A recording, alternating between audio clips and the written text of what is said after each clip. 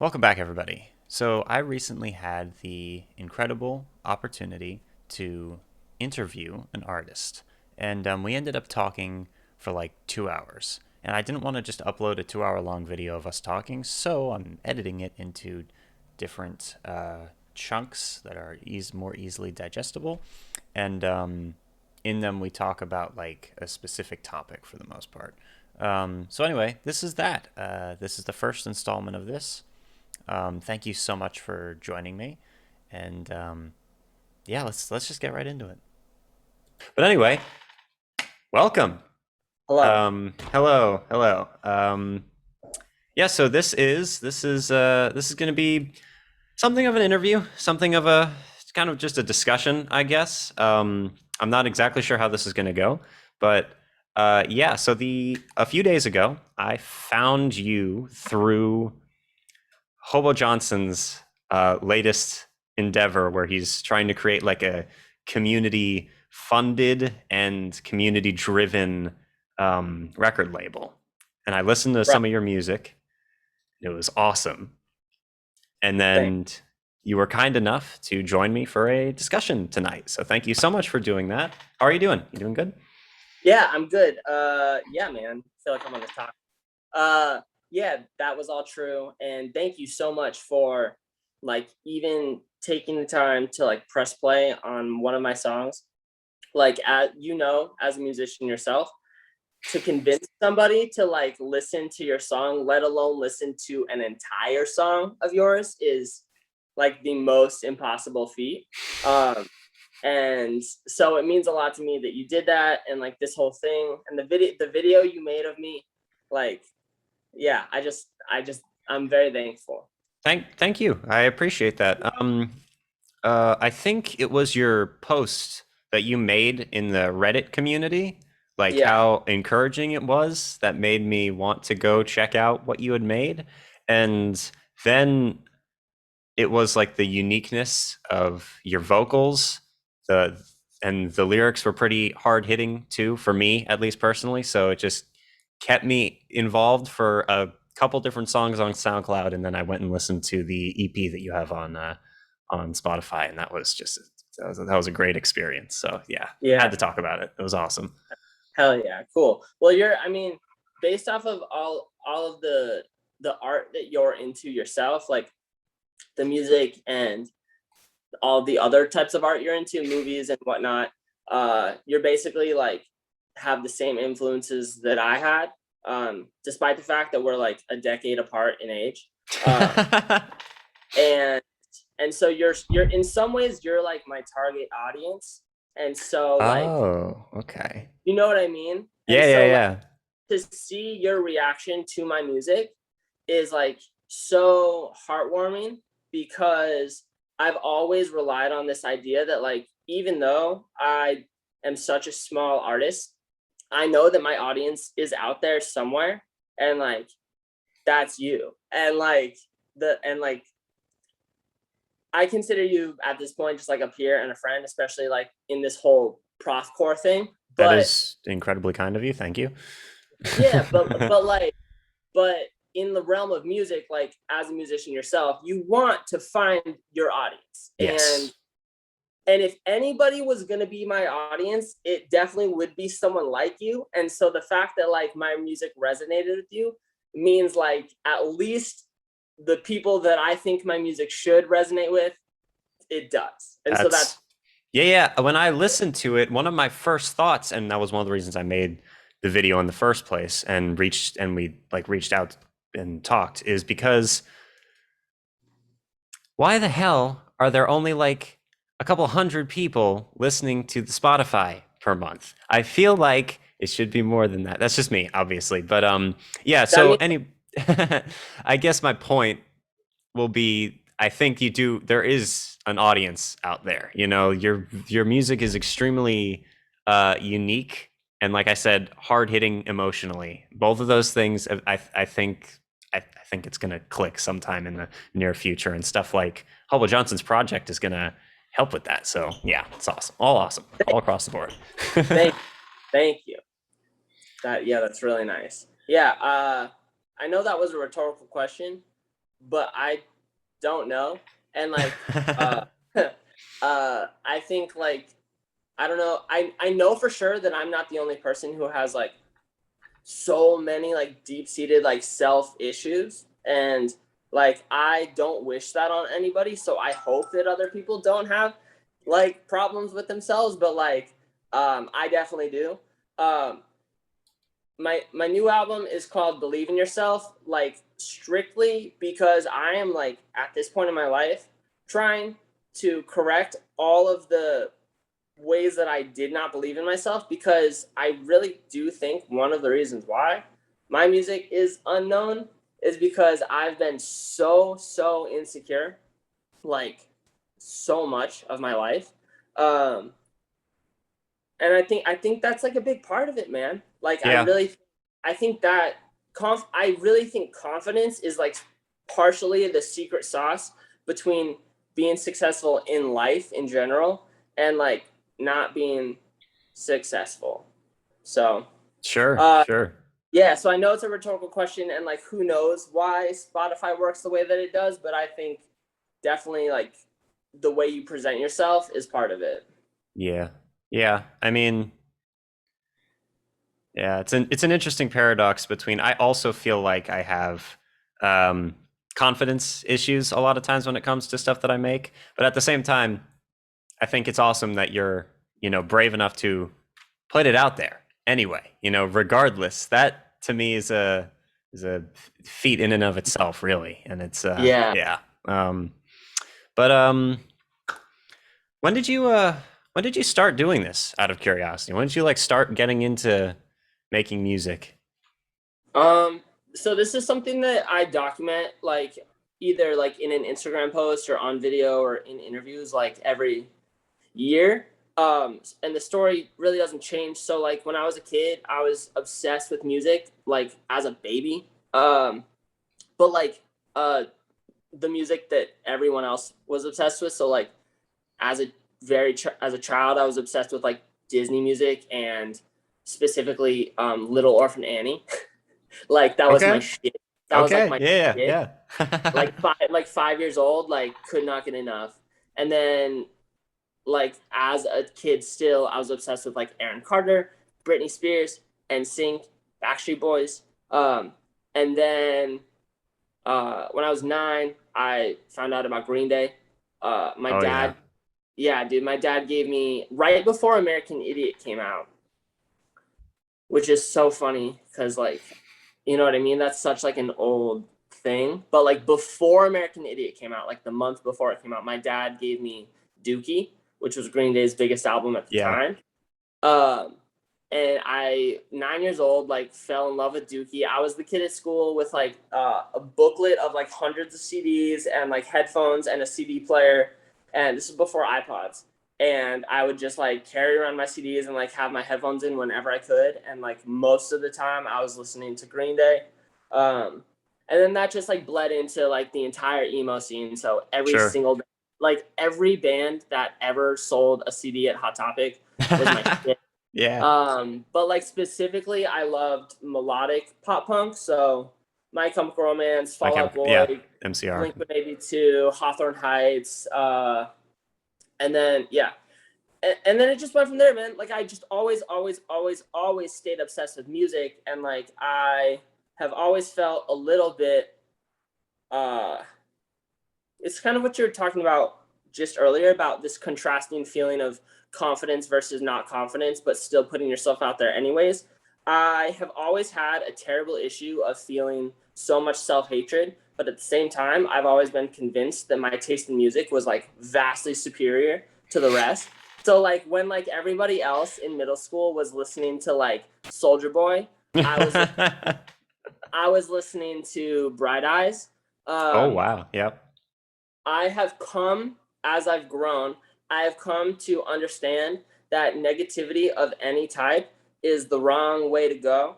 And judging other people's music taste is like inherently incorrect, because music is so subjective and it's such like a subtle art form that like just because, what do I want to say? Soldier Boy is just as good as Bright Eyes in their own way. And so I do believe that I was wrong to be such a judgmental asshole at the age of 13. It is Uh, so funny that you're saying that because so okay, a lot of times I just I don't know what it is. It's probably from doing. It might be from doing English classes where they force you to like write essays and stuff and state your arguments and stuff. But I was just like thinking about like probably 2 or 3 hours ago the exact thing that you were just saying about how art is incredibly subjective, and if you're trying to um, put down like I wish people. I was thinking about specifically like critics, like Pitchfork or Rolling Stone or all these other music rating sites, and then just people who gatekeep music or who say certain genres are better than others. And I'm thinking to myself, like you said, Bright Eyes or Daniel Johnston, stuff like that is just as good as way more produced, polished stuff. It's all they're different. Art is incredibly subjective, and what you listen, why you're listening to Soldier Boy versus Green Day, there's probably different reasons, but they both have a place. And obviously, even if not a single person listens to an artist, but the artist makes the music because they enjoy making it, that art still has a place. Like, yeah, I totally agree about, yeah, I wish people would be less judgmental about other people's you music know what's taste. so crazy kind of on that topic is this terrible like messy idea comes to my head, which is like so hot water, but it's Okay. like but it's like you're touching on this like this reality where people do get very very passionate and opinionated about music, Yes. right? Like Yes. Pitchfork and Pitchfork disciples. And when they've decided that something is bad, they are the gatekeepers and they tell you that it's bad. And if you go deep enough into music communities, you'll find communities that literally are polarizing in the way that they act in real life. Like if you don't like the music that they like, or if you like music that they don't like, then like they treat you in real life Yeah, badly. yeah. That's Like happened to me before. Yeah. The one I love the band Tool, but I sometimes am ashamed to be a part of that fan base because of the way that a lot of their fans do exactly what you just said, where they'll be like, if you don't listen to Tool, the greatest band of all time, whose music transcends music and everything that they do, like, is a spiritual awakening for all humankind, then you're a normie or a sheep or someone who's uneducated or all this other stuff where so it might just not be to some people's taste. But yeah, the uh so what I think is so crazy about that is that to me is so similar to the way that people treat others about politics.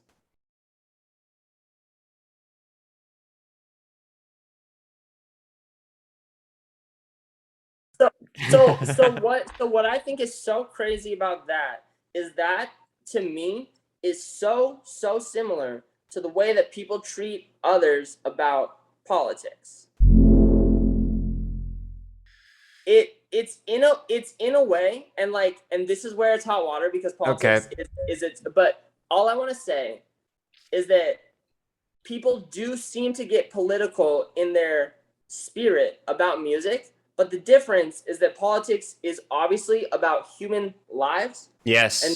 and Okay. music is just art. Yes. So like music isn't hurting anybody.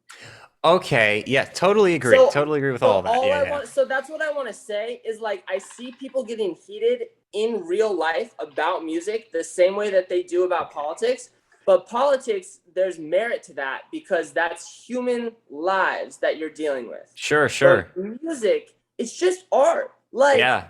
we Yeah, yeah. only make art because we're at a place in society where like we have the resources to make art. Like Yeah, you know yeah. what I mean? Like if if an asteroid hit the Earth and like everything went to shit and like we were all fucking trying to just like eat every day, there wouldn't be a lot of art being made. Like art is such an amazing luxury, and Yes. and it is frustrating to see to see it be divisive in like a truly negative way. That's not to be confused with like playful competition because I'm all for that. Sure, sure, sure. Yeah, yeah. So Some very recent album wars and stuff have yeah, shown both sides of this, actually. They've shown some people being super playful about it, like Anthony Fantano, in my opinion, and then some people being super, super, super heated about it. Anyway, all right. yeah, yeah. um, So I know that that sounded kind of crazy, and honestly, like the way that I talk is maybe part of the reason why I only have 500 monthly listeners. no, no, no. First of all, I was actually a little worried when you started going on the tangent, but then when I kind of understood what you were saying, it was yeah. It, I totally agree that it's weird that people have the same type of heated conversations and stuff around music as they might with political things, right? When it's so far removed, except I guess when you've got bands like Rage Against the Machine, it's not always far removed. There's definitely art that reflects the world. And actually, this is going to be a weird question.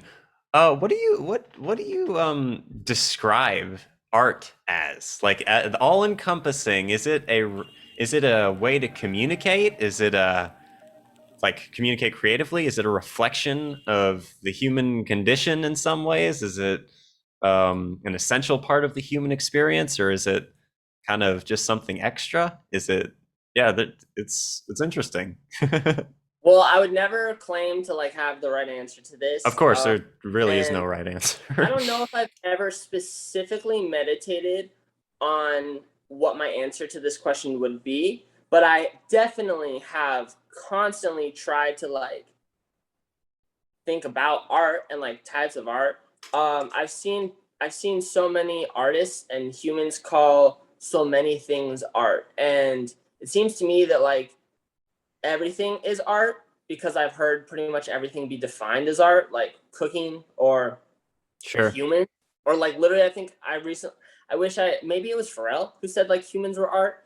Uh um I mean music, physical art, furniture, um like everything is art, and like why I think maybe the why is like what art is like art Why? is what like we art is the reason we make it. Do you know what I mean? Like I make music because when I was a kid, it made my day amazing because I liked it more than anything else. Um and because like I have always had the luxury of like not having to fucking kill animals every day and like build Sure. a roof over, you know what I mean? Sure. Sure. Sure. I'm just like a regular American guy, and so like I get to just like do things I like most of the time. Like pretty much everyone I've ever known in my life, we just get to do things we like. Music was always like the thing that I liked the most, and so what is, dude? Art. I just like it's what is it? You know what I mean? I don't Yeah, know. it's interesting. It's interesting. Sorry. No, no, no, Yeah. no What problem do at all. what do you think art is? I mean, My opinion on it changes on a daily basis, really. yeah. I mean, I've kind of thought of it as the reason that I've actually contemplated this a little bit before is because I've had, and this is actually ties into what we were talking about a few minutes ago about gatekeepers and toxic communities or critics. I've had lots of people tell me that certain types of things aren't art. You know, under like my YouTube videos and stuff, they'll be like, "This specific genre of music doesn't count as art," or this filmmaker doesn't make real art, they just make Marvel movies or something like that. I mean, that's a so because of that, it made me think, so what do I define art as. Yeah. And that was when I was kind of thinking to myself, Taylor Swift and Daniel Johnston are both there and they're both artists and they make things, and both of their art is valid. Yeah. Um, so Well, I, that's like looking at like a painting from a preschooler and looking at a Picasso painting and saying that the Picasso painting is art and the painting from the preschooler is not art. When like literally by the dictionary definition of art, they're both art. But yes, the people, the way that it's being described by those people, they're changing the definition of the word art. Now the word art defines a certain threshold of credit of greatness that that is, they're yes, that is subjectively deciding. subjective. Yep. Totally agree. Totally agree with that. So like I mean Yeah. it is art, but is it good art? That's for you to decide. And like that's such a fun conversation to have.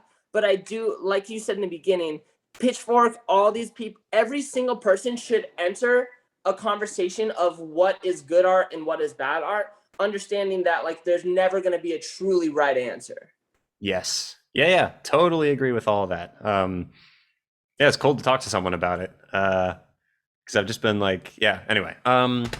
So let me ask you actually about the EP that I listened to. Let me find it really quick so that Real I quick, know. it's also so funny for me to be so passionate about this idea that you can't call art bad, really, because I don't have that much validation about my music being good. So of course, like an unsuccessful artist is like you can't say, you know what I mean? Like I see the irony in that, and that's funny to me. But it, okay. it is it is funny, but at the same time, I mean that.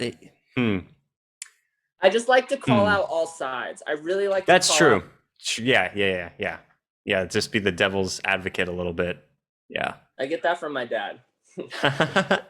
um, so the EP that I listened to, which is called "The Afternoon of Extravagant Delight," how did Yeah. that? What was the process of conception for that? And also, like, who? So, are you a solo artist, or do you have a backing band, or are you a band? So I know your artist name is Clementine. Your real Yeah. name is Chris. Christopher. Chris. Yeah. Christian. Okay, yeah. Chris. Um, No. uh, No. Chris Trevine. Chris Trevine. Okay. And I have to stipulate that because my best friend, who is in spirit at this point, half of Clementine, his name is Christian. Okay.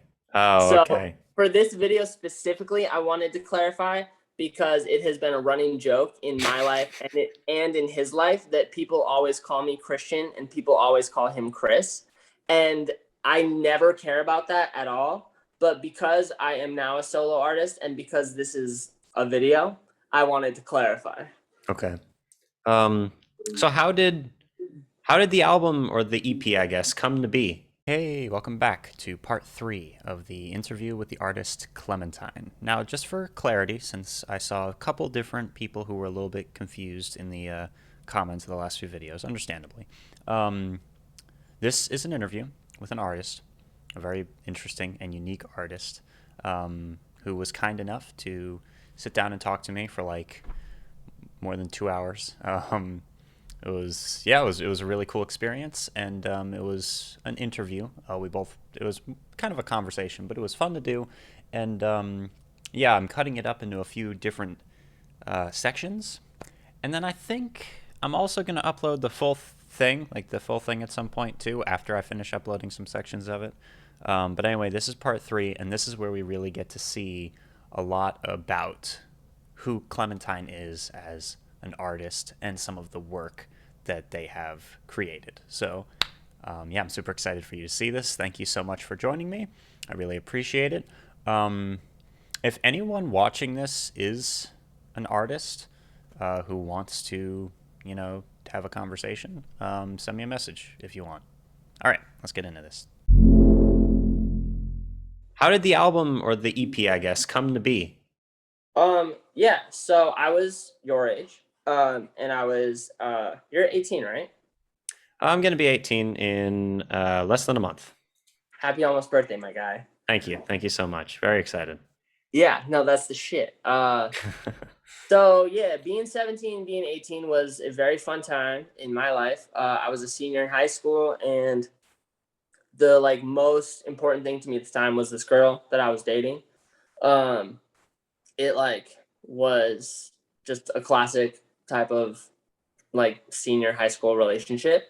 And it was so fun. And we broke up, and then that breakup like inspired the songs for the EP. Okay. I've been writing songs my whole life. I very much started focusing on writing songs when I was 11.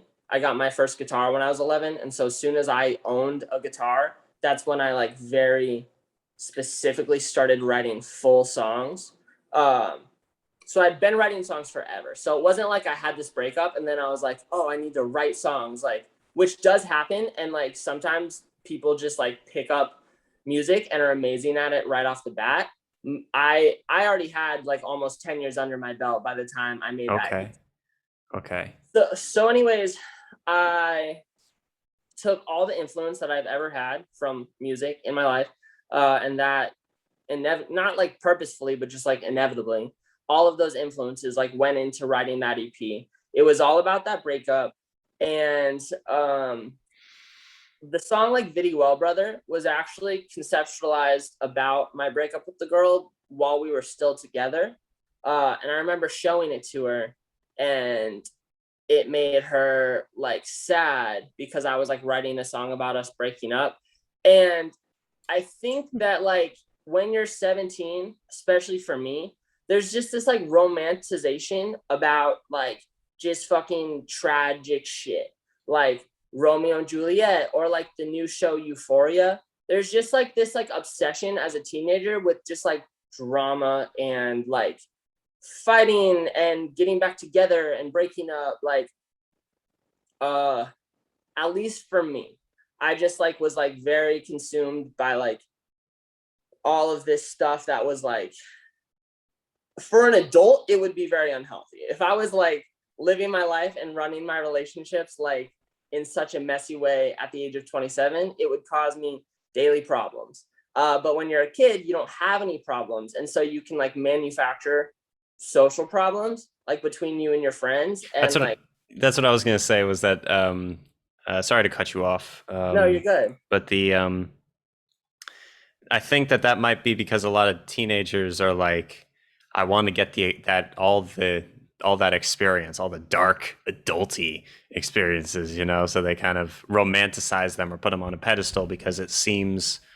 like maybe when that happens, I'll feel more world wise, and maybe people will take everything the things that I do more seriously, and I can take my life more seriously, you know. But then once you Yeah, actually become an adult, and you're like, damn, this sucks. yeah.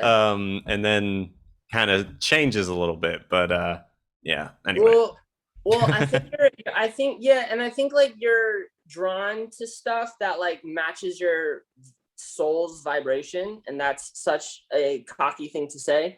But anyways, um, like a lot of the kids that I went to school with were into like gang rap and shit like that. And like that was never my vibe, but like they would spend their weekends like doing shit that was like related to the music that they listened to.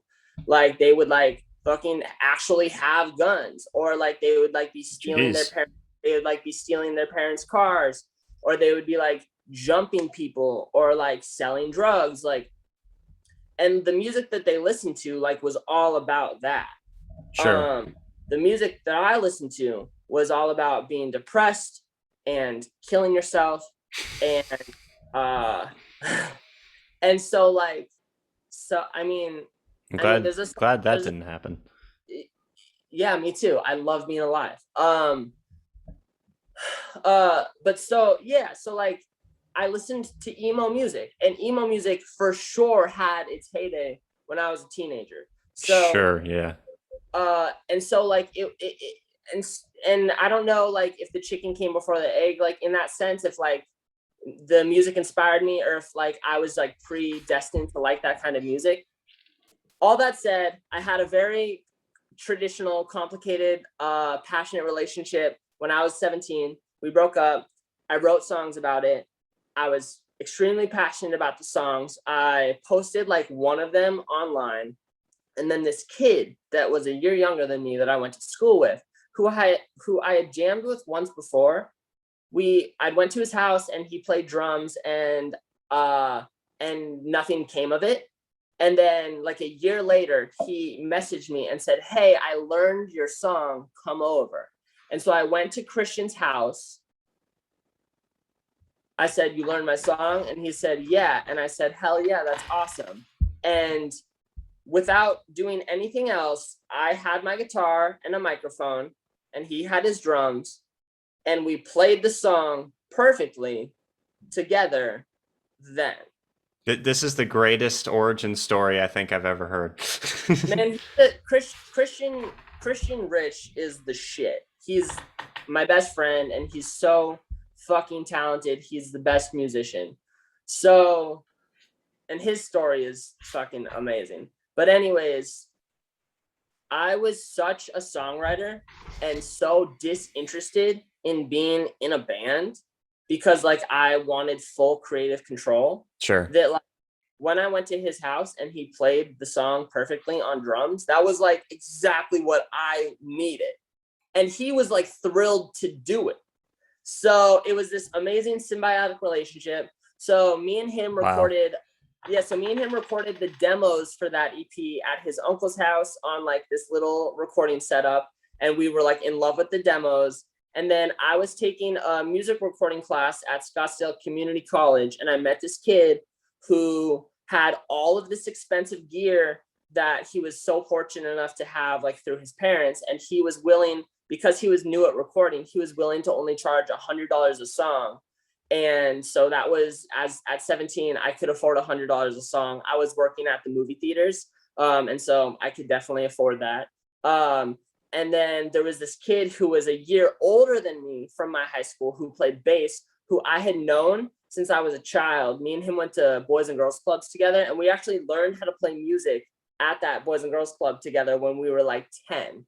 So it all came full circle. So we entered the studio for $100 a song with Christian on drums, this guy, Alex Sanders, who also is such an amazing musician and such a fucking amazing guy.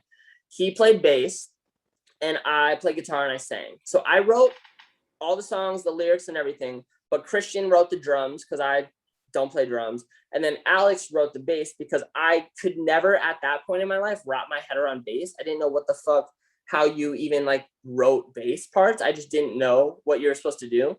And Alex was so good, like so fucking good. And so he wrote these amazing bass parts to the song. They're so fucking good. It's so stupid how good they are. So he wrote these amazing, specifically on Viddy Well Brother. Yes.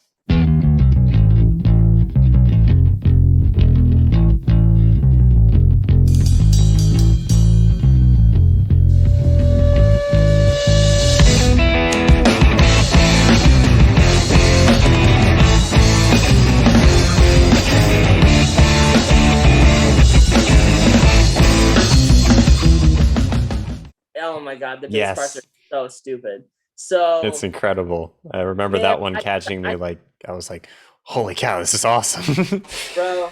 So we went to the studio for like a month or two, and we like had those sessions and made that EP, and we put it out, and we started like promoting it the best that we could. And I was in college at the time. Now that came out when I was like a freshman at ASU. So for the first like 2 years at ASU, I was like riding the high of that EP. We played a bunch of house shows.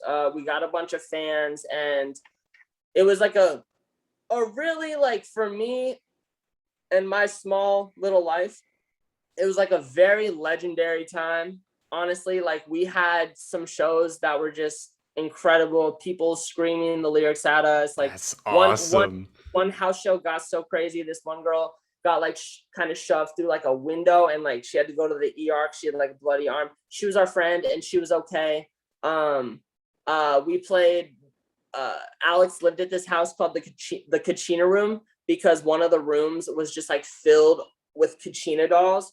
And so we used to throw these like insane house parties there. Like they were like Star Wars themed one time, and like we did like a Bohemian Rhapsody cover one time, and it was just, man, it was the Wow. shit. It was so fucking fun, and I wish, there's so many times in my life that I wish I could just go back and like relive over and over. But that whole time was like definitely one of them. We played Warp Tour on in that time. We got to do like we won a contest to like play the radio station stage at Warp Tour. And like Warp Tour was like a dream of mine. I'd been obsessed with Warp Tour ever since I found out about it when I was like 12. Wow. So dude, like really, really, really cool, like amazing things happened. And that's it. Like that's it. The title of the EP comes from a movie called Candy, which me and the girl that I was dating, the album's all about that girl that I was dating. So like her and I loved this movie called Candy. And so that's where the title is from. It's like a Heath Ledger indie film. It's like, it's cool. It's Oh, wow. definitely cool. It's definitely cool when you're young. It falls into the category of like just like torturous like love. And so that was like it. And then the name of the band comes from Eternal Sunshine of the Spotless Mind. Yes. Okay. Okay. Yeah, the Jim Carrey movie. And that also is about just fucking torturous love, just the most Yes. emo shit ever. Uh, and so that's where the name of the band comes from. So, something that I still do that I did then was like every piece of the art, the lyrics, the music itself, the artwork, the name, like every single thing like has a meaning. Like it's not just like, oh, I thought it was cool. Like it's like, no, this is what it means. Um, That's good. That's good. Intention behind art is always makes it better. You know, yeah, that's yeah, layers, lots of layers to it when you yeah, do that. yeah. I've always gravitated towards that. So I think that's it. Basically, that's the story of that. Yeah, I love the EP so much. Now your new Thank, album, which you said is called Believe in Yourself, right? yeah. Is that out? Is it coming out? Yeah, it's coming out. It's not officially out. Okay. It's out on SoundCloud in a sense. I have it out on SoundCloud in its current form, and every time I finish a new version of the songs, I update the SoundCloud. So the SoundCloud is constantly inching closer and closer to like the final form of the album. Um, Okay. and then when it's done, it'll be out. But putting out music today is a very weird game. So I don't know if I'm gonna drop like one song at a time or if I'm gonna drop the whole thing. But to me, that doesn't matter as much as like the actual music. Yeah, Yeah. yeah, So, um, what I'm going to assume, and you've already kind of confirmed this a couple times during this interview, that you are in a slightly different headspace than you were when you recorded some of your older stuff. So, what yeah. are some differences that maybe new listeners can expect going into Believe in Yourself as opposed to a project like the EP? So like hole on the EP, the last song on it is called "Hole in My Head," and it's Yes. specifically about thinking about killing myself. Um, and but it doesn't have an energy where I'm not gonna do it. Like it definitely has like this energy as if I did it. I mean, Yeah. like that's literally like what the And it's song the said. closer to the EP too. It's yeah. Yeah, and it was a lot of the lyrics solidify um my dangerous personality traits. Like there's a lot of conversation in my music about being out of control or being depressed or being a problem or being doomed. Mm. Um it was just this idea that I was fucked up and I was never going to be okay and I didn't deserve love and I was a shitty person. Um, and what's so funny is like while I experienced all of those emotions truly, I also had this idea that I was had superior music taste. I had this idea that the music I made was superior to other people's music. I had the idea that I was a good person and that I was like better than other people. I always felt this like terrible conflict of like I hate myself and I want to die, and also like I'm better than everybody else. Um Oh boy. something Yeah. Yeah. Yeah. something really really important that happened in my life that is still a little tricky is like a year ago, a little more than a year ago, I was diagnosed as bipolar. um I was only diagnosed by like one doctor, and so uh I feel a little bit imposter syndrome, like saying like like on video that I am bipolar, but I am bipolar. Yeah. Yeah. And Yeah. um and so that makes my life before make a lot more sense. Like pretty much like everything I did and like experienced like falls like very much in line with the category of like a Wow. bipolar person. Okay. Um in addition to that, or even more importantly than like being diagnosed as bipolar, which has allowed me to understand myself better, Yeah, I'll uh bet. pretty much like 2 years after I made that EP, I got very into self-help and personal development. Like The Secret, The Law of Attraction, How to Win Friends and Influence People, The Think and books, Grow right? Rich. Yeah. Yeah. Yeah, those are books. Tim Ferriss and his podcast and his book, The 4 Hour Work Week, Gary Vee and all of his YouTube videos.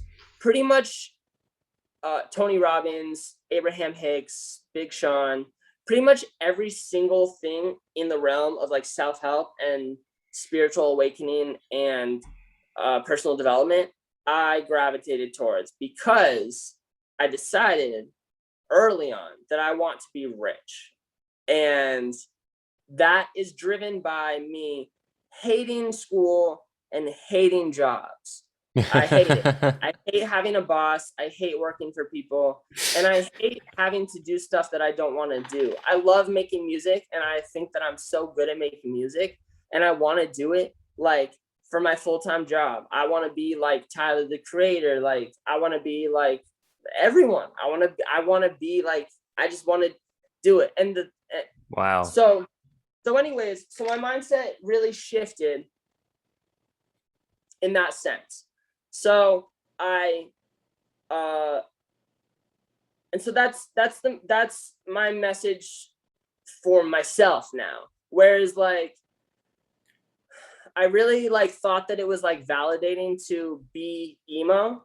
Uh I still think that that shit is fucking cool, but I Yeah. think that at the end of the day, it's important to like be healthy and to be happy.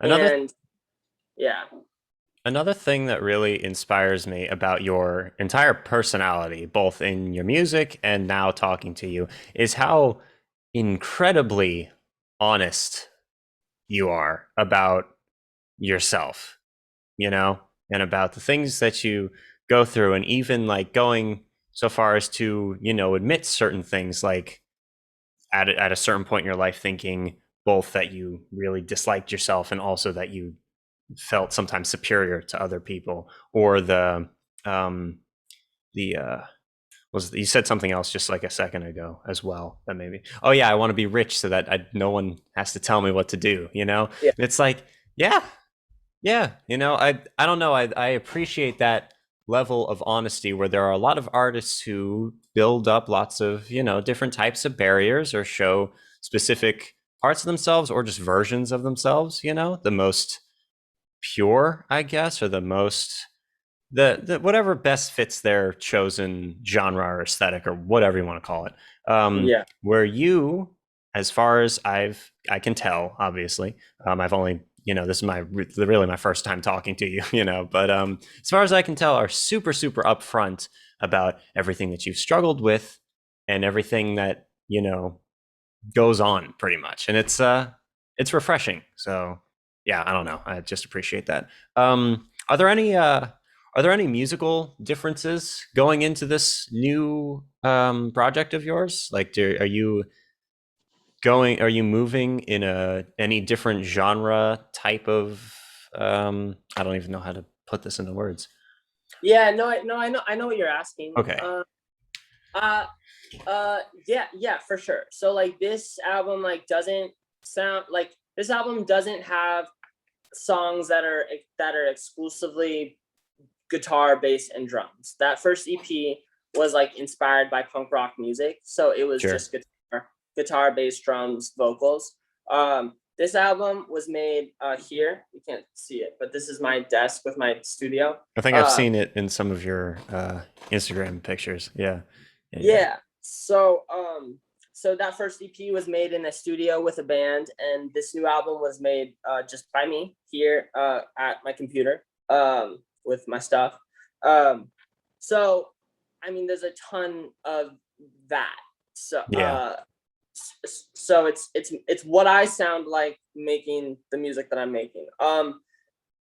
It's hyper pop ish. It's Oh punk wow. rock ish. It's Okay. pop ish. It's modern. Uh it, I was watching a video last night that solidified something that I like was told when I was a kid. My uncle told me when I was like 11. He said a song is a good song if you can take all of the elements of the song away and just play it on piano or play it on guitar. If a song is still a good song, if all it is lyrics and one instrument, then you know you have a good song. So I like to think that all of my music, if it was strictly played with a voice and a piano or a voice and a guitar, would still be like dope as fuck. Um, so that's where the That's songs awesome. start. Yeah, so that's where all my songs have started, but then they all take on like different flavors. And so some of them are inspired by like new inspirations like Charlie XCX and hyperpop. Some of Sure. them are inspired by like my oldest inspirations like Bright Eyes or My Chemical Romance. Some of them are inspired by Mac Miller or Drake, some of my like Ooh. favorite like hip hop artists. Um, and then sometimes those inspirations like all collab. Something that I'm trying to do that everyone else is trying to do as well that I think I'm good at is like blending sounds in a way that like feels very natural and right. Yeah, Whereas sometimes, everybody is doing that right now. Yeah, yeah, but yeah. sometimes, yeah, but then like in my subjective opinion, sometimes I hear blends of music and I'm like, that never it should, that should not have happened. Uh, but I'm really, I think this album, if it's anything, it's me as I am. Like this, it's just like who I am now. And if it sucks, then I'll know that. And but I don't think it sucks now. I think it's really good. Um, I don't think it's gonna suck. And even if, I mean, by whose standards would it be sucking by? yeah, that's not, Exactly. that's, yeah. So, but yeah, so it's, yeah, it just sounds the way that it sounds. The first track is kind of like a rap song, so Okay. that's something. So it's a little more modern. Yeah, Um, and you're making it entirely by yourself, which I also love that too. Like this is a weird example, but I recently heard like a Nine Inch Nails song, and I'd never been like a huge Nine Inch Nails fan. I've never really heard too much of their discography, but then I found out Trent Reznor is like he made pretty much all the music for Nine Inch Nails by himself, and then had a backing band for the most part. I'm not sure if that's entirely correct, like for all the albums or whatever, but for a lot of their most well-known projects, that's how that worked, and that like made my appreciation for it go from like, it was very interesting how one person could do all that. And also, I guess I'd never really given it too much of a chance, so there's also that. But there's yeah, so much music to even listen to. I it's can't crazy. imagine. I can't imagine being 17 in 2021 because like I'm trying. 10 years ago there was already so much music for me to catch up on. Like entering the world of music as a kid, I was like, what the fuck, there's all this music from before I was born that I now have to listen to in addition to the new shit. um so for you there's just 10 more years and so much more music, so Yeah, it's it's crazy. crazy that you even got around to listening to Nine Inch Nails. That's cool. The story that I heard about Trent Reznor was like early on in his career. He was like a janitor at a music studio, and he would like be a janitor by day and then like sneak into the studio at I night. think so. Yeah, Yeah, so crazy, yeah. Yeah. crazy. I like older music. Well, not old. Well, I won't say older music, but since starting this reaction channel or whatever, most of the requests have been for music from like the 70s and the 60s and the 90s. I think those are like the main 3 decades that I've had lots of people requesting. And yeah, there is a lot of music to catch up on. And only recently, like very recently, have I started trying to, I guess, keep an eye, not keep an eye, just pay more attention to the current music landscape as well. Yeah, Um, uh, yeah, and it's been fun. It's been interesting. It's also been very time consuming, and I don't know. It's it been is, interesting. man. It's been It is, interesting. man. There's so much. Every time somebody asks me if I've heard some band, it's usually no, and it's because like I know 1,000 bands that they don't know. Like it's Yeah. just like there's so like how the hell are we all supposed to know everything? Like you Thank you. can't. Thank you for the suggestion for Bright Eyes, by the way. Before starting this video, I recorded, or not before starting, but a while before making this video, I recorded a reaction video to a Bright Eyes song because, yeah, I really liked what I heard from what you Do sent you me. know which So, song? the one that I just did was the very first song off the album that you told me to listen to. Oh wow. Okay, Yeah, cool. so and the Cool. music and the accompanying music video as well. Cool.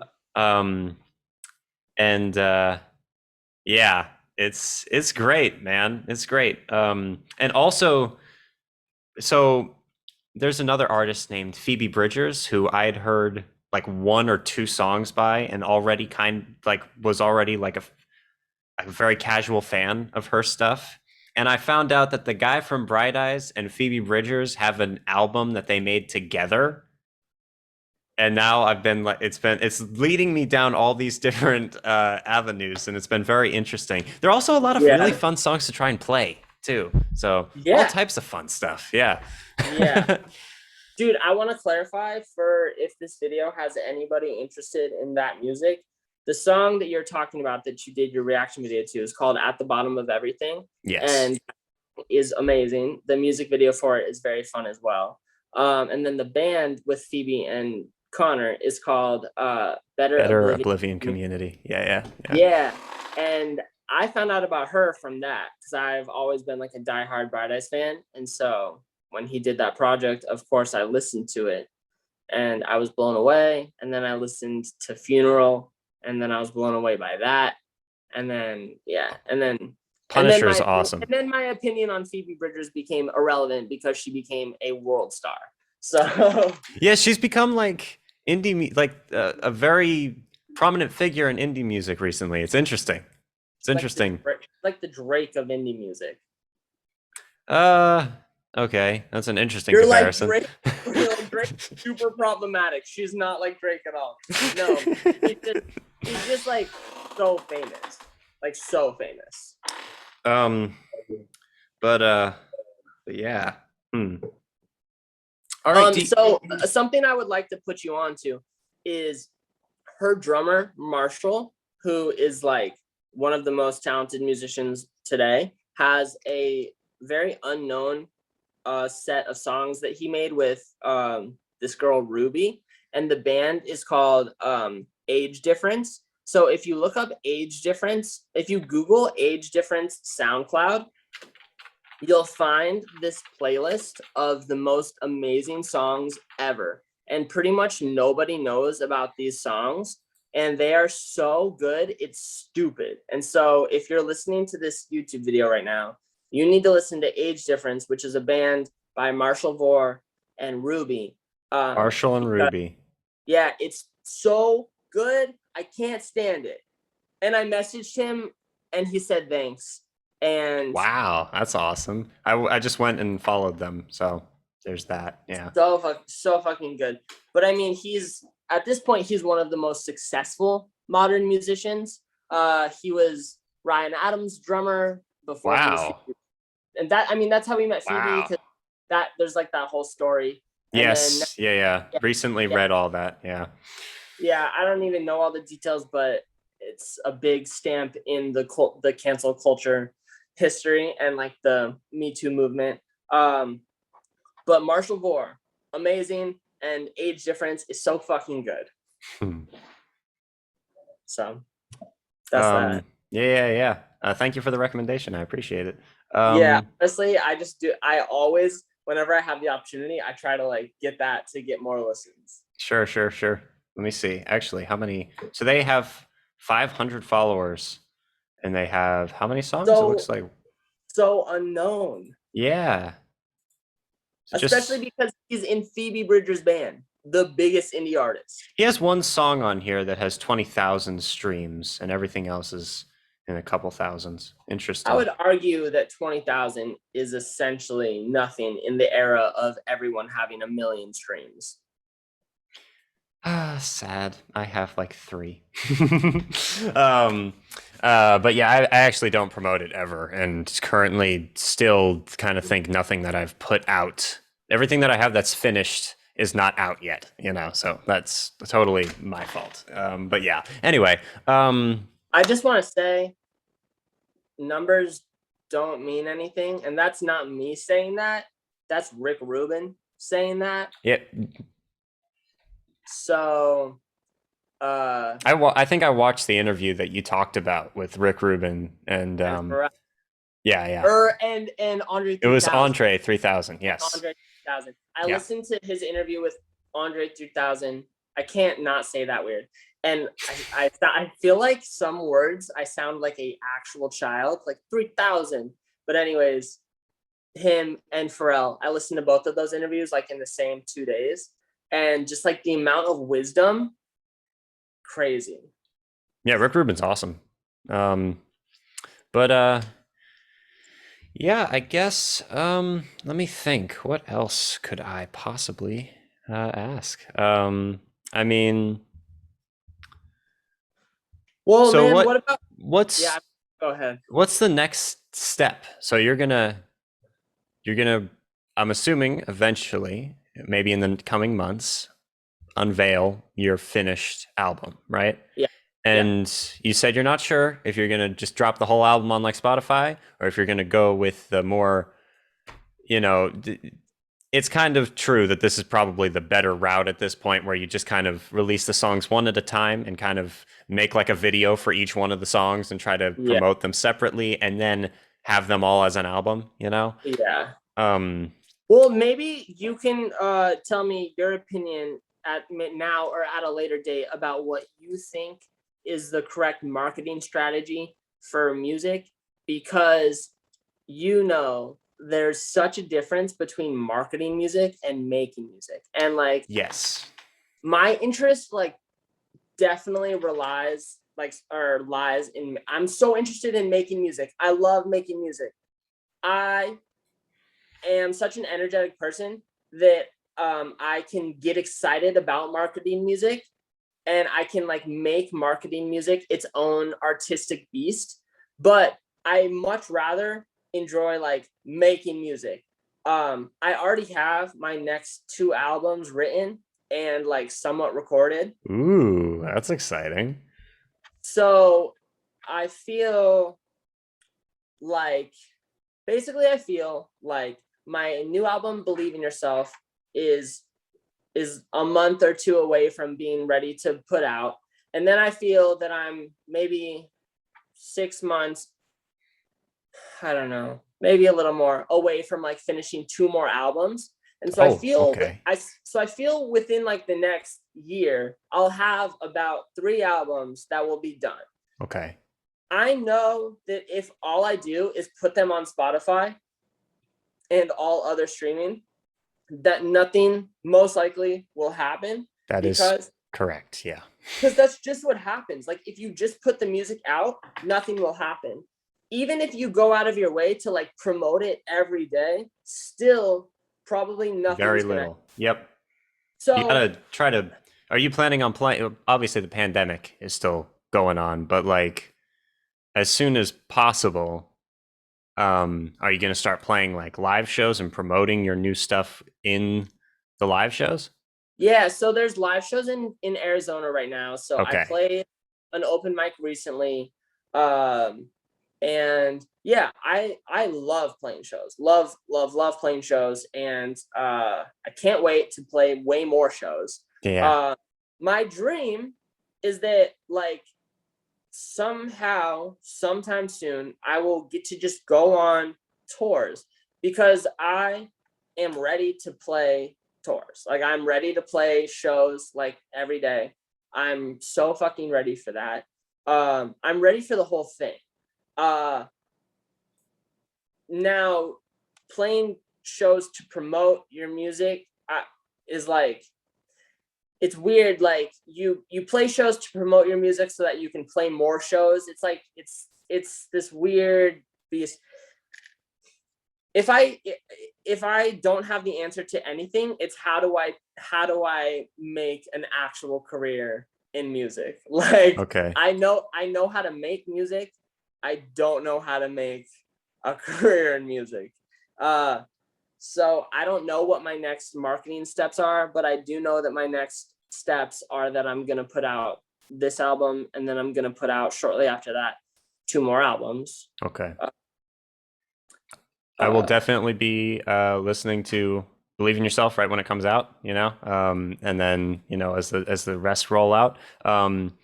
Hopefully, I can talk more about your music on my channel. Hopefully, I mean, we'll see. If I can react to something or whatever, that'd be cool because I enjoy doing it. I'm actually really enjoying having this conversation. So thank you. Um, yeah, thank you. um, hmm. But um, hmm. Let's see. What time is it? It's late. If It's that late. if it's not late my time, but it's late your time. Yeah. Uh on I want to say, man, that I have been exposed to like uh in in this Hobo Johnson situation, like the Hobo Johnson contest and the Reddit and the thing, I met you, and I met like 2 other kids who are actually your age as well. And it's so like so funny, like with where I am in my life right now, being exactly 10 years older than 17, because Yeah. like 17 was so important for me, and like it was pretty much the start of like my whole music thing. And now to be 27 and to be in such a different life place, like I pay all of my bills, I live in an apartment with my girlfriend of 3 years. I like so much of my life is just so like adult and like responsible, and so different than when I was 17. And and my music is so much. I have like 10 years of like experience of shows and of everything that I told you I like have gone through. All of that is like informing the way that I handle myself and handle my music now. Sure.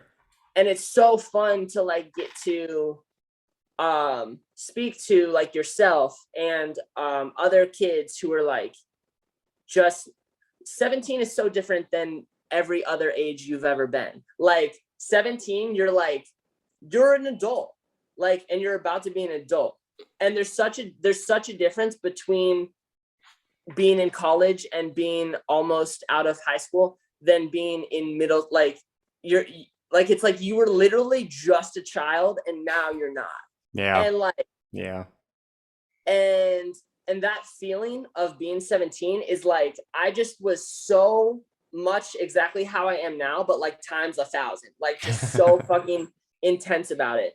And like one of the kids I met through the Hoba Johnson thing was saying how he was like planning out his music videos, and like him and his friend were like dreaming about what was going to happen when they win the contest. And it's like I remember like that feeling of like just like dreaming all of the time, nonstop, like, and I still do that.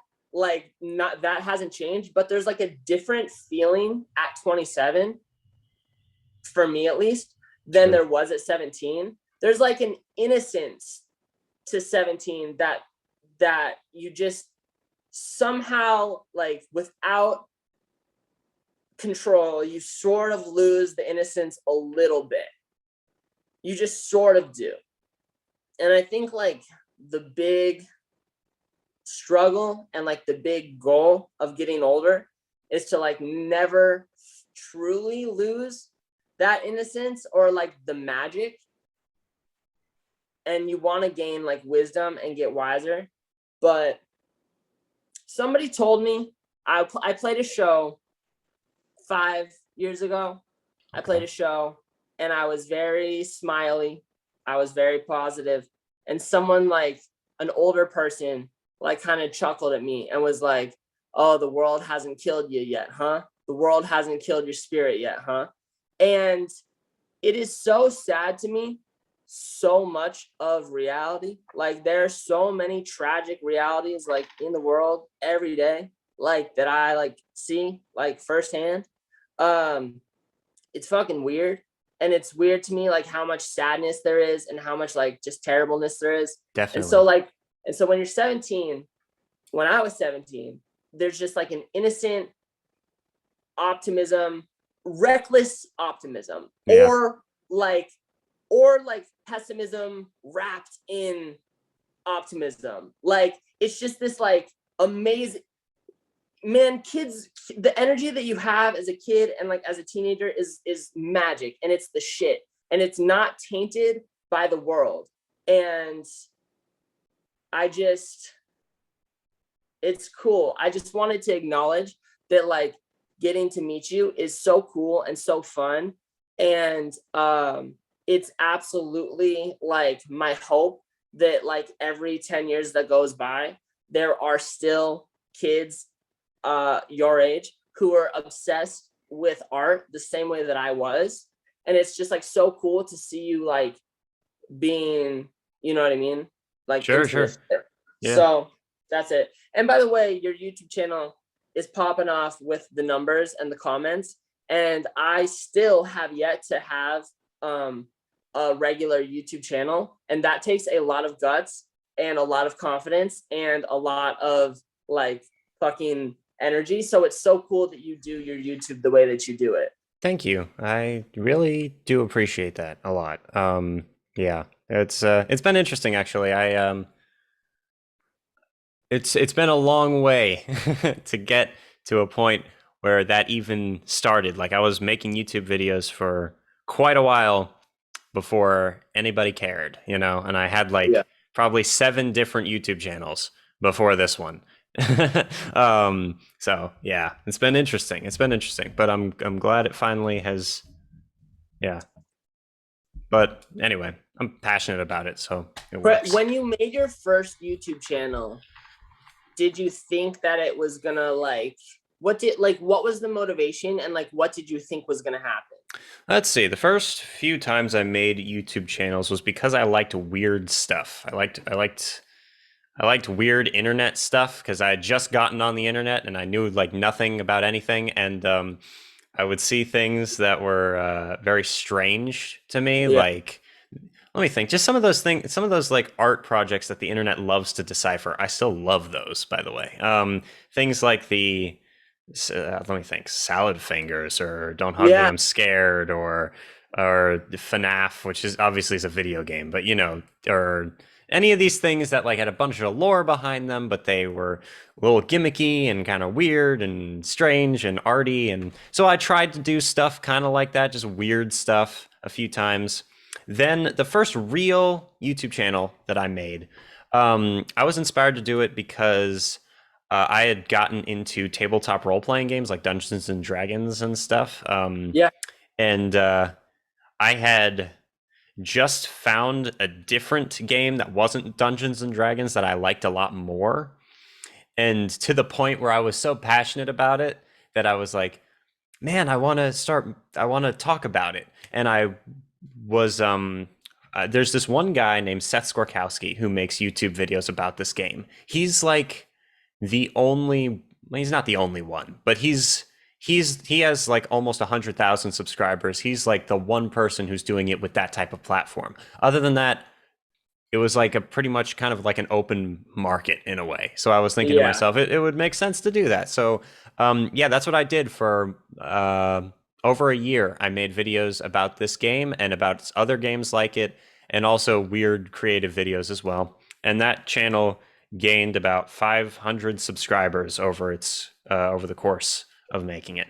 And then one day, I my dad started liking reaction videos, and I wanted to talk about the lyrics to Tool music. And yeah, I made one video. Actually, I might have made like two or three videos where I talked about Tool lyrics on my channel about role playing games. And there was a little bit of pushback to it. They were like, why are you posting this content on your channel, which is about this? And so I was like, I'll just make a second channel for it. yeah, And I did that. And someone asked me to react to Steely Dan and Yes, which I'd never really heard before. And it just has gone from there. yeah, It was very much an on a whim kind of side project type thing, which has grown a lot. And through it growing, so has the other channel, which yeah, is now less of a role playing game channel and more of a art, my creative outlet a little bit. yeah. Anyway, Yeah, your yeah. shit is very creative, by the way. I've seen a few of your videos, and it's unlike other creative videos that I've seen. Yay, that's exciting. Yeah, really cool. Yeah, Some of it's just a little weird, but all of it actually has. You were talking a little while ago about purpose in your art. I also am a huge fan of that, and I've made yeah, quite a few videos that seem super random and weird. And I don't know if anyone's going to pick up on it, but I'm very excited to. I've been working on this on a project, I guess you could say, for a while, and I'm very excited to show people how everything kind of had a purpose this whole time, even videos from when I first started the channel and had little weird things. I've had like a an underlying theme, and I'm excited about that. But that's yeah. cool, man. That's cool. That's so cool. That's really Yeah. cool. Uh, Yeah. you're um gonna. Do you ever see yourself like as long as you live? Do you ever see yourself like not making create like putting creative things out like not or even not even like publishing creative stuff, but could you ever imagine not making creative things, or is that just like what drives you? For me, it's an outlet and a form of catharsis a lot of times right now. But I'm also like, okay, so the other day uh I was on set. I do some acting stuff a little bit, Cool. and I was on set, and one of my best friends, his name is Hunter Flanagan. He's an artist. He's a country singer. He has actually won Artist of the Teen Artist of the Year multiple times in Georgia. I That's think so dope. it's really cool. Like like multiple consecutive years in a row, and Yeah, he's doing awesome. Anyway, so we got out our guitars, and that was like the first time I'd ever played in front of anybody in real life. I've live streamed a couple of times on my YouTube channel where I played some like covers of stuff, and every once in a while played an original. But for the most part, that was like the first time, because there was a few other people who were crew members. We were on like lunch break who were kind of watching, and that feeling was kind of addictive. Yeah. I want to do it again. That's as soon Yeah. as possible. It lasted for about 2 minutes too. We were not able to do it for very long. We had to stop pretty quickly, but it was very like um, we played one song. I think it was Death Cab for Cuties. I will follow you into the dark, and Classic. then I turned to him and I was like, let's do another love song. And I started playing a song by Bo Burnham called Repeat Stuff.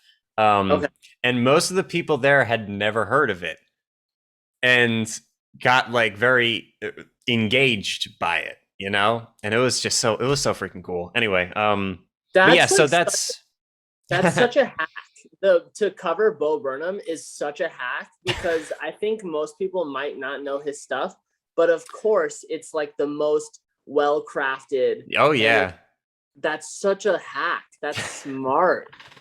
He's getting huge though. Like Well, since his Inside, new, it sent him up like for sure, for sure. like his spot, like for example, his Spotify, which was I'm a huge Bo Burnham fan right now. Like Okay, he's yeah, probably like I only recently got on Spotify, so that might be why this is the case. But he's like 90% of my listens on yeah, yeah, Spotify. yeah, It's crazy. I think I have a problem. But anyway, yeah. Was uh, that the other day that you got to do that with this with your friend with Hunter? yes, actually, that was. I think I told you I'd be away for a while, which is why we needed to wait like a week to do this. That was why. Yeah, yeah, Cool, yeah, cool. yeah. Yeah, man, congrats. And honestly, like don't waste time like doing that more because you're not you're not asking for advice, but like the advice that I would give myself 10 years ago is like just do more of what you love. Just do it more. Like anything that you like, just do it way more, like all the time. All right. Yeah, yeah, yeah.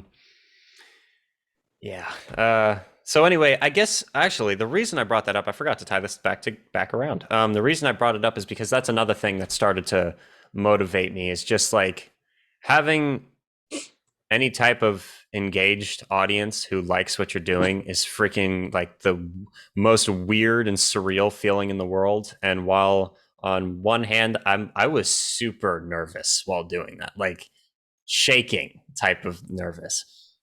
At the same time, it was super cool and very like, holy cow, I'm doing this, you know?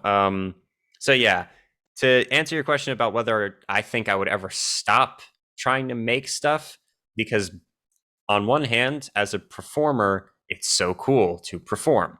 Then it's also super like when I make my own projects, some of it, um, and kind of what you've touched on this a little bit, it's probably very typical teenager stuff. But I've a lot of the music and the art that I've been working on lately is kind of dark, I guess. But yeah, it feels to me in the place I'm at right now like a form of catharsis and also just kind of exploring my own psyche, I guess, as a yeah, I guess that's kind of pretentious way of putting that, but you know what I mean, I guess. Yeah. And yeah, so I don't think that will ever stop because I constantly overanalyze everything around me, and that includes myself. So Yeah. that's never going anywhere. Yeah. Yeah, man, that's really cool. I guess I was just asking because I knew people that I like played music with like growing up that don't play music now. Hmm. Um and I at this point I know like I could never stop making music. Like making music specifically is just like the art that I it's just like something that I can't stop doing. Um and I really admire like I admire you from like everything that I've seen of you already. I admire you as a creative, and it's my opinion based off of what I've seen from you that you're like truly a creative like at heart. So like Yay. whatever form that takes, like I just wanted to hear what you were gonna say, but I felt like I already knew the answer, which is like you just seem like somebody who like for the rest of your life you're going to be going out of your way to make life very interesting. Um, I will try. I will do my best. it just Um, seems like that's what you already do. Uh, and that's cool, man. And that's fucking cool as shit. And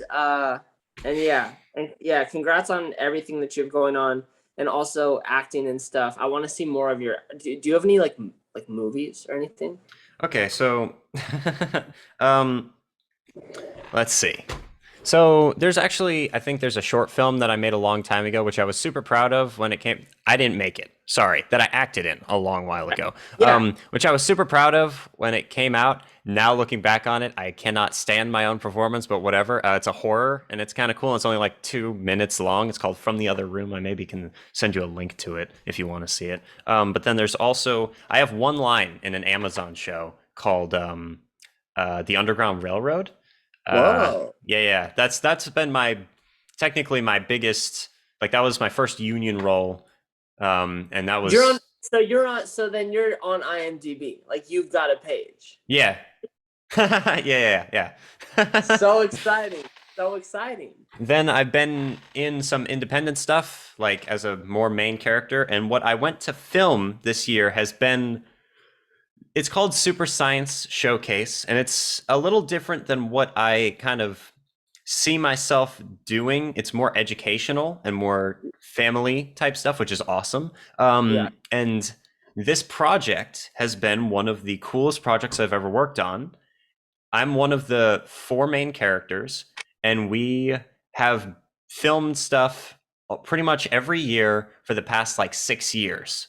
6 years, yeah, 6 years. Might even be Holy. 7 years at this point. Yeah, we've been going back every year and making more, and we have so much stuff, and it's super cool. And yeah, we have one feature, and we're currently working on a second possible feature, which might end up being a little different than a feature, maybe more of like How a. did that work with like you literally changing from a child to like an adult?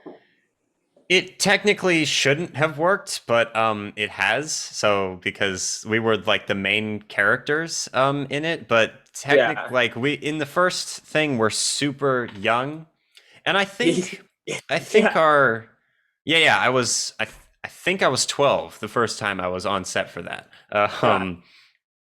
And yeah, I think the director, who's also like the creator of everything, Lee Fanning, he wrote to compensate. I think the Got it. themes have evolved a lot, and Yeah. the characters have evolved a lot, which is awesome, actually.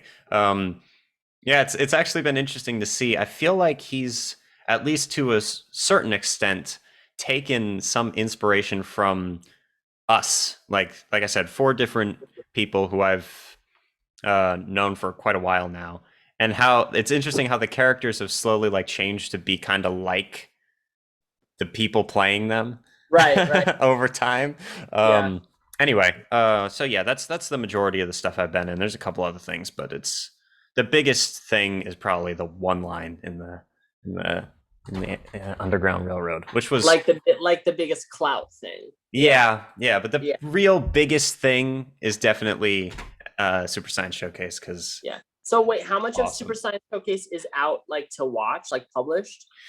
Very little. We've been working Yeah. on it for a long time, and he's still like in and Yeah. out of different agreements with different publishers because he's stockpiling a lot of stuff for this. Yeah. There Well, is I some of it out though. I would love to see anything that you're proud of specifically, because I know I could go like hunt for like all of the Daniel videos, but I would be like interested in like seeing like what you're like truly like proud of. Um, Okay. so if there's any stuff that you want to like message me after this, Okay. just so I can watch it, I would love to. Because yeah, man, I'm interested in you as like an artist. Like you're like even the way that you're like conducting this interview, like you're very ambitious, and I want to actively be a fan.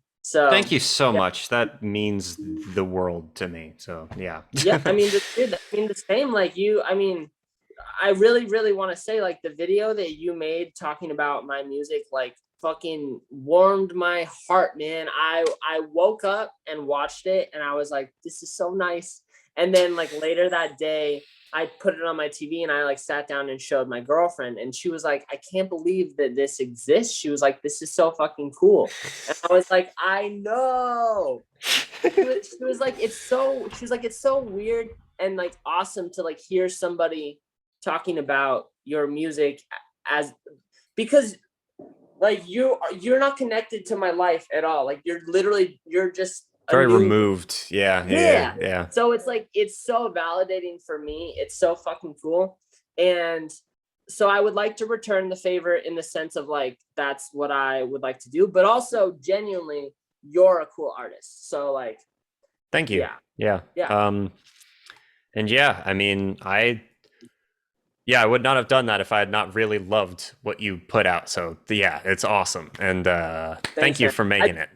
yeah, and I wanted and the I have a story really quick about the feeling of like you loving that EP.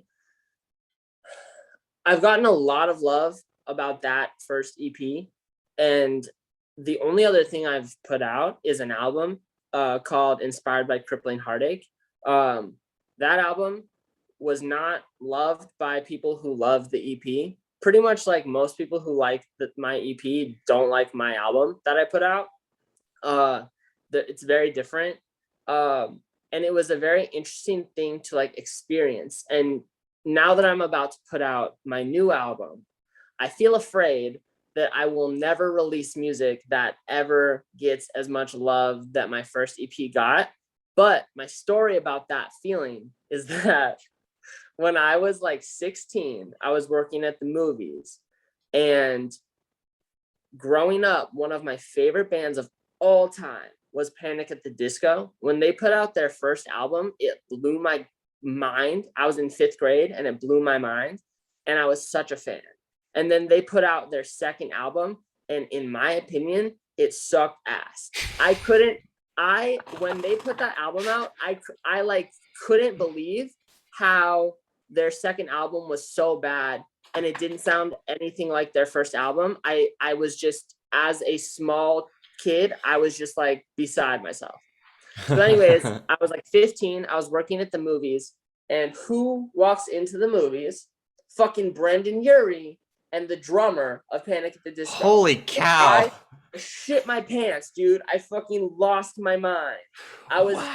I was behind the snap counter, and I fucking sprinted out the fucking back and like through the side and like went into the lobby, and I went up to fucking like Brendan Urie, and I was like, um I was like, hi, Wow. bro. And I started vomiting like with words. And so I was like, hi, my name's Chris. I make music. I love you so much. Your first album is so amazing.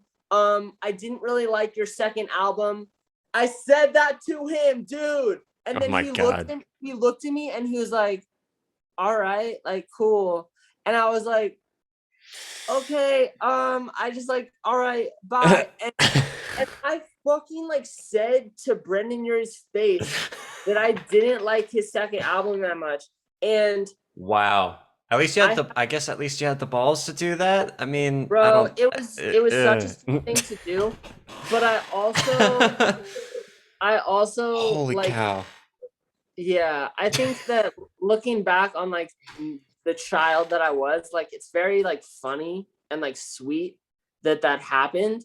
And Brendan Urie is so successful, like it doesn't matter at all that that happened. Um, but I kind of almost feel like I'm like reaping like karmic benefits of that from like I Oh.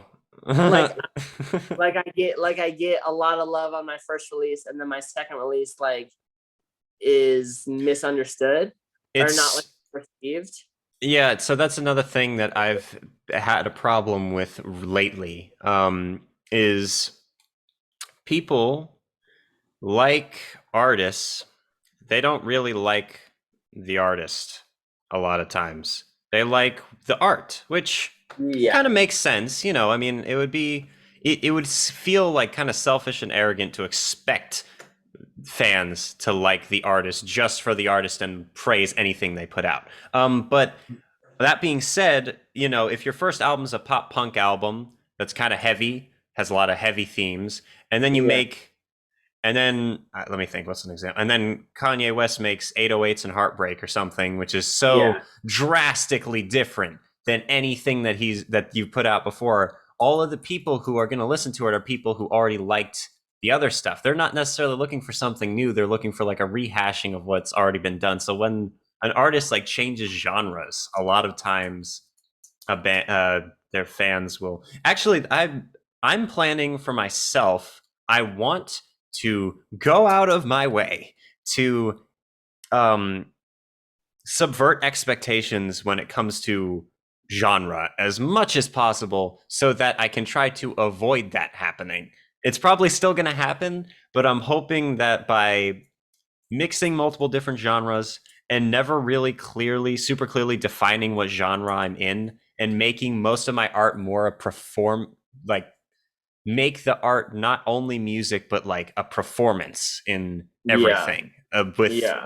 the current project I'm working on is an album of music, a series of short films, and a novella, which all complement each other, and also all tie into weird random videos that I've made before on my YouTube channel. No idea if anyone's gonna watch this. There's so much. It's so like I've put a lot of effort into it for the past like 2 years, and it's evolved a lot. Yeah. But anyway, it's a project I've been working on for I a th- minute now, and Man, it'd be even if like nobody.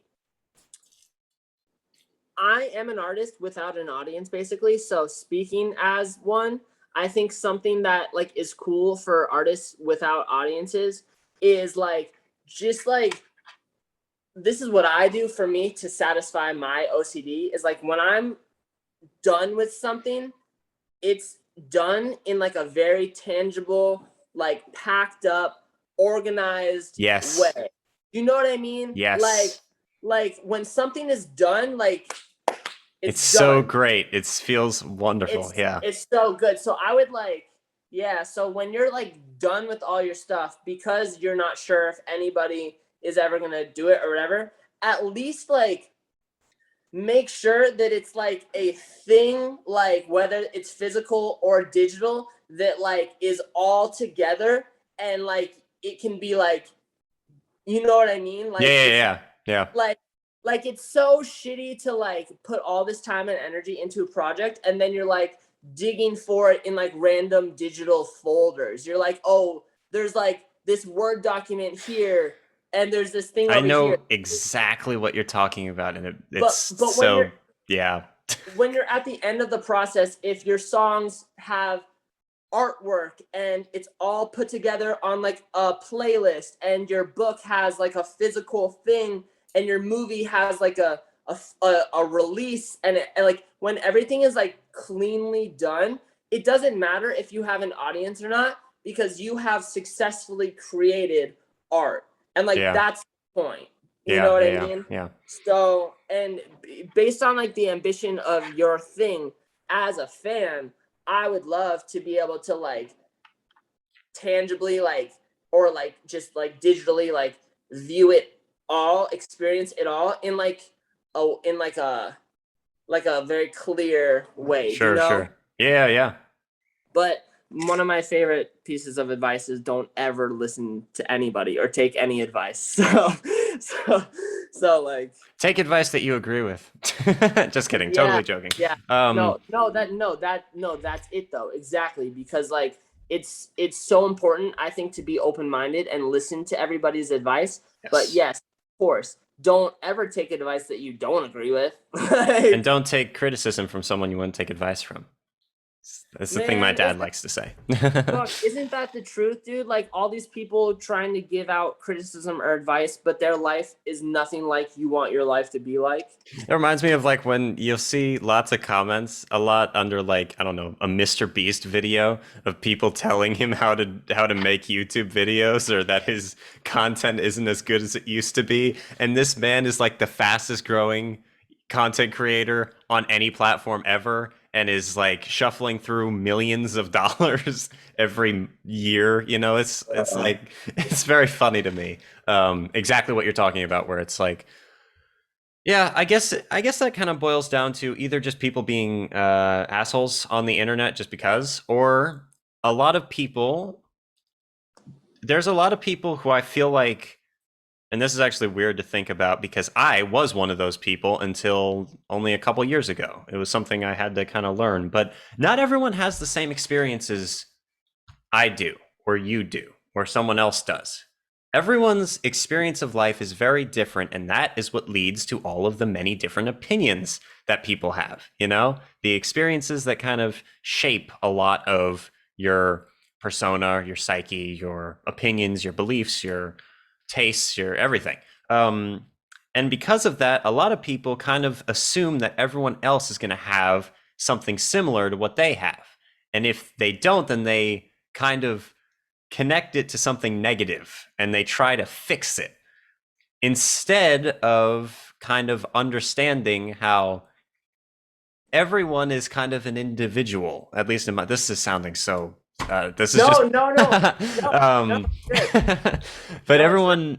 everyone is an individual human being, and most people have unique experiences, and because of the way life is, it seems like a lot of people will end up having, there will be different groups of people who do have similar experiences, and that's why you have so many different cliques or groups or generalizations or lots of different, I don't know, herd mentality type things that people form into. But at the same time, every single individual person is on some level unique, and their experience is unique. And I don't know, it's just I feel like a lot of the people who give advice is always like based on their own personal understanding of the world that they live in. And Sure. a lot of times if they see someone who's acting very against their own personal viewpoint about the world, they'll be like, that's not how that's done, even if it won't matter, how successful the person is. Anyway, this is a tangent, No, but no, that's good. That's good. I feel like ultimately, like what you're trying to, what I took from that is it's nice to be open minded, and it's yes, potentially damaging to be like closed minded and opinionated, like slash judgmental. Like yes, not opinionated because opinions are great. Judge just like the judgmental, yeah. then yeah, like the negative emotion of judgment, and especially when it's given when it's not asked for, and like yeah, all of that, yeah, all of that sucks, man, because yeah, it's just transferring bad feelings, like Batman, and it's so nice to transfer good feelings, like so Yes, nice, which is this uh this yeah. whole exchange from when you first made your post in the Hobo Johnson Reddit community, and it like, I saw it and it like kind of warmed my heart a little bit. It was very encouraging and super nice, and I was like, all right, who's this, and went and sent you a message, and I was like, hey, I saw you in the, and then we talked way more than I thought we would, and then I listened to your music and it was awesome. And then you said that you watched one of my things and you said you really liked it. Like, this entire communication has been such a positive experience. It's been freaking very refreshing, very awesome, and thank you, I guess. Thanks. Yeah, man. um, Yeah, no, you're very cool. This this is how I talk to like my few friends, specifically my best friend Christian, because of the pandemic. Like we almost exclusively talk through FaceTime. yeah. Uh, Hmm. and like this conversation that you and I had is like very like similar to the 2 hour long conversations that he and I will have on a weekly basis. Oh, Um, okay. and I will say that in the future, whenever like I meet you in real life, like, or you meet any of my friends in real life, like you'll get along with them too. Um, and yeah, I look forward to the both of us having like way more like serendipitous, unique experiences, because uh, that post that I made happened to do this, and now I met you, and the more that you put out good positive stuff in whatever, Yes. even if you make a piece of art that is like negative, if you put it out positive, like, you know what I mean, like if I make an entire album about suicide, but I'm like like it's like the intent is I positive, understand what you mean. Yes. If you you're know what I if mean? you're making an entire album about suicide to kind of help yourself process your own emotions around it, and kind of, and maybe you end the album on a more positive note, or Yeah. maybe you find out, that a lot of people, it resonated with them and helped them get through, their own mental health issues or like their struggles with depression and stuff like that, like all of that. Mhm. Yeah. Yeah. Yeah. Yeah. I Yeah. think there's a lot about it, about stuff that's like hard to like put into words or to decipher, but I think like is what you can't argue with is the reality of energy. And like, so I just wanted to say that like I'm so excited for you to continue, and for both of us, because I can tell that you put out positive energy. I try I to. try. Yeah, you do great. And I think like because I was able to do that, that's like how this happened. And Yes. Yes. these types of connections and these types of experiences are what leads to like super, like, this is dope. Like, this I'm always gonna remember as like such a cool fucking thing that happened. Yay. And and like and like and it all came from like me just putting out positive energy. So man, it's nice to talk to somebody else who is on a similar wavelength. And I really do look forward to seeing like all the stuff that you get into. And I wouldn't be surprised in the future to like open up Netflix and see you like on the front page in some series or something. Like, that would be so cool. That would be very interesting. um, All right, it is now about 3 o'clock in the morning for me. I'm Yeah. going to sign off. Thank Yeah. you so much. Thank you so much for doing this. I really appreciate it. I think, how long has this been? This has been like 2 hours, so I might cut it up into like separate sections and like around like what the conversation was going towards. I'm not certain. I'll see how I edit it. We'll see. But Yeah. I'll talk to you soon. Um, Thank you so much for agreeing to do this. And Yeah. yeah, and thanks to everyone who's watching this, for joining us on this fun journey. And yeah, anything you want to say before we head off? Just thanks, man. I really appreciate it. This was so fun. And I have to pee so bad, so I'm gonna go. All right, adios, man. Later. Bye. Peace.